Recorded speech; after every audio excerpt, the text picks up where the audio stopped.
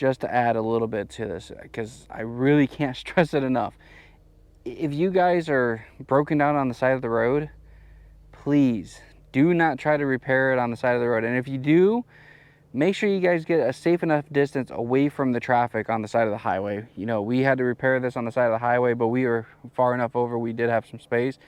But still, there was truckers, there were cars that just did not care, did not get over. When you see somebody on the side of the road, get over. Give them a little space. It's not gonna hurt you to move over to the other lane. But just be careful. If you guys can get to a better spot off the highway and not have to do the repair on the highway, I really recommend that. I do not recommend, and I can't stress it enough, do not try to do stuff on the side of the highway. It's very dangerous. People have been killed over the years trying to repair their vehicles, or even troopers, when they pull people over, have been killed because they're trying to protect people. So, like I said, be safe. Okay, so let's talk a little bit about the Bronco Sport. If you guys are anything like me and you guys are Bronco fans, I was super excited when I got this. Still super excited, still love the Bronco. I wouldn't change it. But I want to talk to you guys a little bit about a defect I found with Ford's part number and everybody's lookup of the 1.5 Dragon motor and the Bronco Sport. So this is the Bronco Sport. It's a Outer Banks package. So basically the base, the big bend, and the outer banks are all going to be the same, wrapped up into the same category. Now the Badlands in the first edition from the original 2021 are all going to be the 2.0. So I don't know if this conflicts with that. But this one here for sure is going to be a problem for you guys if you break a serpentine belt. That's what happened to us on the way down to Florida. We were coming back down here for some work, and we broke a serpentine belt. We didn't just break it, it shredded.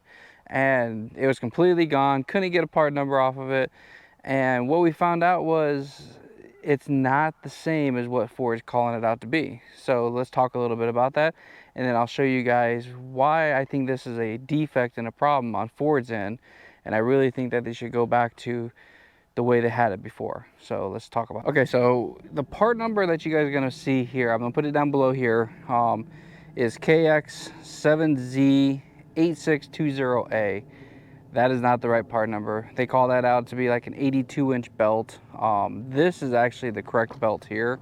And I got this kind of wrote down on my cheat sheet. That's kind of why you saw me looking down. But this here is the correct belt here. And this is going to be a 450K6.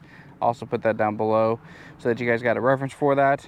It is actually a 45-inch belt. Now, Ford actually redesigned this motor. And we'll walk around here so that you guys can see this. So typically right down here, right in this area, you would see a idler tensioner pulley. And what that does is that tensioner pulley will put tension on the belt to give it the ability to tighten up. Right down here is the water pump. I know you guys can't really see that very well. I wish I had better light. Got the alternator. Right below that is the AC compressor, and then the crank. Now, the reason that makes a big difference if you guys work on cars is you have no way of putting this belt on easy without tensioning it up. So they really have no good way of installing these besides stretching the belt on to the pulleys, which is all fine and dandy. My brother, luckily, he was actually ahead of me on this trail, the path down here, and he was able to come back, turn around, toted me back and forth. I think we made 4 or 5 different trips to the auto parts store, buying half a dozen to a dozen belts until we found the right one that worked. Started off with the 82-inch belt, wasn't the right one. Then we went down to like a 62-inch belt, still wasn't the right one. Long story short, after we narrowed it down to this size, we had a 45 and a half, and it just wasn't, it was on there, but it just was still too loose that it wasn't going to make a good bite to it. This one here has lasted. We actually were up in the upper northern part of Alabama, coming down on 65, and we actually put a lot of miles on this belt so far. Everything's held up, no fraying, no jumping the pulleys, no nothing. So this does appear to be the right one. Now, I'm a little skeptical on that too, because the pulleys, if you put too much tension on these pulleys, you'll actually prematurely ruin the bearings, which is a really big problem, because then you're in a whole bunch of maintenance work and the water pump, AC compressor, alternator, all that kind of stuff. So I called Ford, multiple ones down here in the Pensacola area. Every one of them's telling me it's a 43-inch belt after I talked to them. Still not right. This one here was a hard enough time just to get on the 45. I had to have my brother help me put this on, and that's kind of concerning to me, because if you're by yourself and you're having problems with this, it keeps slipping off or you can't get it on, then you're in a whole world of hurt. So just to give you guys some information, I still love my Bronco Sport. So don't get me wrong, I get that every vehicle is going to have its defects. I get that. This one here I want to bring to everybody's attention. Most people that are driving these have not had the opportunity to have to replace these belts yet, because they're still underneath the 60,000 mile belt life is what most people recommend belts will last to.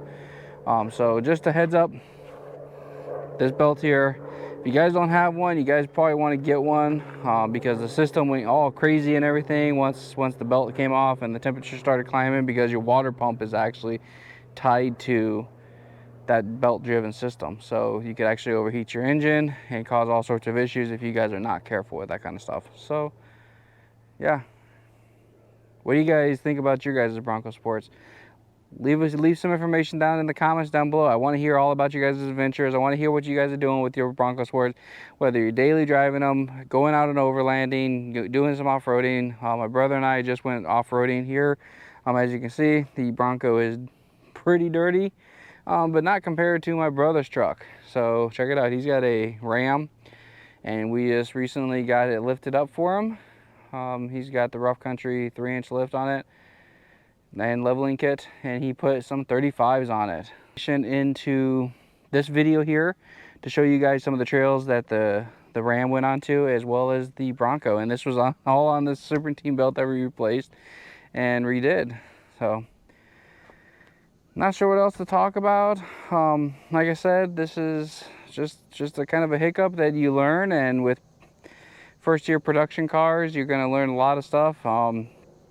Now I have done some research, and I will probably make another video where I go and buy from a 2014 Escape 1.5 liter a idler tensioner pulley kit system, and actually reinstall it onto this motor and put the correct, it's either an 82 or 62-inch belt on this, but I'll have more information once we go down that path.